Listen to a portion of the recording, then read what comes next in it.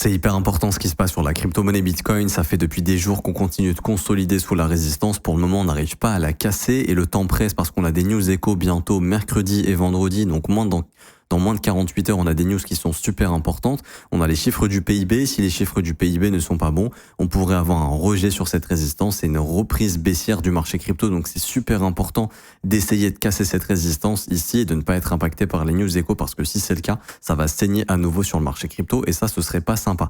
Si jamais on arrive à casser la résistance, là vraiment on sortira de ce problème et on pourra réintégrer le range précédent. Et en fait, l'idée c'est de se dire qu'il y a la possibilité d'avoir un petit peu de fun dans les altcoins pendant que le Bitcoin consolide ici. Parce que le marché altcoin aime bien progresser quand le Bitcoin consolide. Tout simplement, quand la volatilité est basse sur Bitcoin, les gens vont spéculer dans les altcoins, vont rentrer dans les altcoins, vont essayer à faire de l'argent dans les altcoins. C'est ce qui fait qu'on a du flux dans les altcoins et que ça peut repartir à la hausse. Donc ce qu'on aimerait, c'est Bitcoin qui casse la résistance, qui réintègre le range précédent et qu'on ait une consolidation ici dans ce précédent range pour qu'on ait un petit peu du fun sur les alts. Si tu veux qu'on suive tout ça ensemble, n'hésite pas à t'abonner, je te ferai des mises à jour régulières quasiment tous les jours.